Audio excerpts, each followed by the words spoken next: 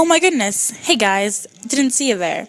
I'm supposed to make a presentation on all the pretty horses about how McCarthy presented the motif of landscape imagery, but I don't know what to do. Do you think you could help me out? You will? That's great! Well, we better get started. First of all, I should explain to you what landscape imagery is. It is background or scenery detail that provides more of the detail to the characters, time period, and mood of the story. The imagery of the sky and landscape in throughout all the pretty horses provides the reader examples of how McCarthy connected both landscape and characters. Now, it's our job to find these connections in the story and find the themes behind them. Do you understand now? Great! So here we go. Wait, who's there? Don't worry, child. It's just me. Mr. McCarthy? Is that you? What are you doing here?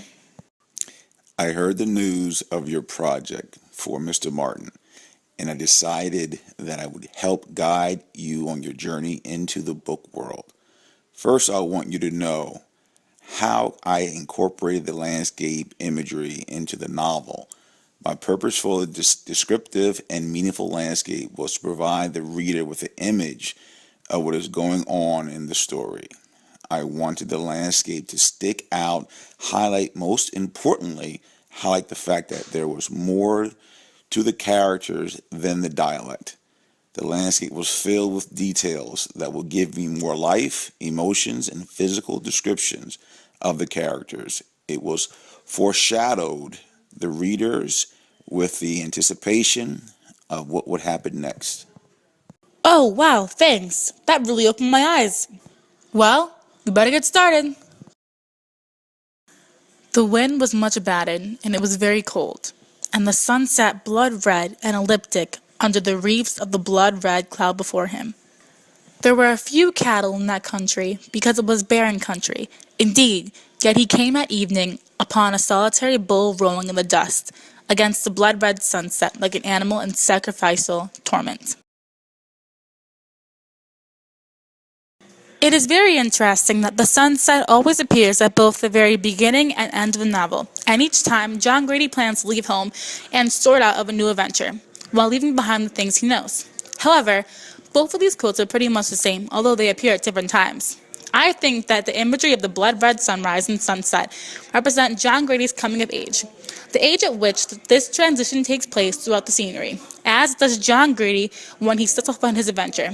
The sunset represents the beginning of the initial stage of John Grady, while the sunset represents his final outcome. Now, how on earth can I relate this to today? Well, in today's society, we have some beginning and ends as well. Birth and death, waking up and falling asleep, even your attraction towards something. Yes, that's it. Physical attraction. Even in the book, John Grady's attraction towards the landscape eventually comes to an end. Normally in the beginning of encountering something new, everything seems flawless. But the longer you are there, the more flaws you uncover. Here you see this beautiful new house. Everything seems wonderful. Until you get a closer look. That bad squeak in the ceiling is getting worse. The floor creaking sound is constantly in your head whenever someone walks on the floor. And your neighbors, well, they weren't where they seemed to be in the first place. By early evening, all the skies to the north had darkened, and spare terrain the trod had turned a neater gray as far as the eye could see. They grouped on the road at the top of the rise and looked back. The storm front towered above them, and the wind was cool in their sweating faces. They slumped bleary-eyed in their saddles and looked at one another. Shrouded in the black thunderheads, the distant lightning glowed mutely, like welding seen through founding smoke, as if repairs were underway at some flawed place in the iron dark of the world. You can't outrun a thunderstorm. What the hell was wrong with you? The thunderstorm also seems like an important symbol to the landscape. It is clear to me that thunderstorm represents their troubles, while the attempts of running away means trying to avoid their problems. This represents the problems that they are running away from and how it's impossible to escape them. Hey, well, it looks like we discovered a new theme of inescapable evil. In my opinion, John tells Blevins that you cannot outrun a thunderstorm. It's significant and can be taken literally and figuratively. Literally, Blevins not outrun the thunderstorm. Figuratively, it is saying people cannot run away from their problems, and the problems will be there no matter where you go. This quote, however, is important to the end of the book as well. When John Grady finally stops running away, his problems are accepted, and he moves on, which taught him that it is better to face the problem rather than avoid them. Okay, so after reading these quotes, I realized that the quotes pretty much state that you cannot completely escape from your problems. This scenario is used in countless examples in life, but primarily, it can be used in farming as well. The deforestation of landscape represents thunder, while the farmer resembles running away. If the farmer continues to cut down trees and the use of available land decreases, eventually he will run out of land.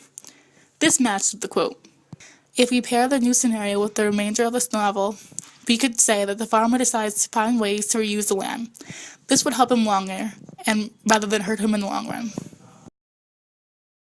Crossing the plain the next morning, they came upon standing water in the Bajas, and watered the horses and drank rainwater from the rocks, and they climbed steadily into a deepening cool of the mountains, until in the evening of that day, from the crest of the Calarias, they saw below them and the country of which they had been told.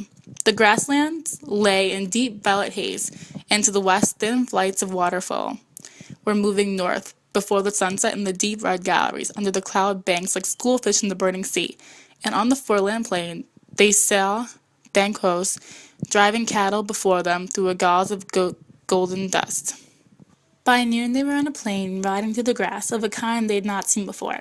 The path of driven cattle lay through the grass like a place where water had run by. Mid-afternoon, they could see a herd before them moving west, and within an hour they caught up to them. In this scene, John Grady and Rollins both come across Don Hector's ranch for the first time, and they are amazed. I think that the description of the ranch makes it clear that John Grady has never encountered some of this before. Both boys act like they have found their paradise, and completely abandoned their lives back in Texas. This makes John Grady go as an individual, and he soon, wait, that's it. Another theme is how he finally found his adventure. He officially discovered his true meaning. Okay, so how am I going to find a connection between adventure and true meaning? Well, in order for someone to completely discover their meaning, they have to go through certain situations, right? And that's exactly what John Grady did. This reminds me of how people decide on where they want to live. People want to live in somewhere where they consider ideal and in a comfortable environment.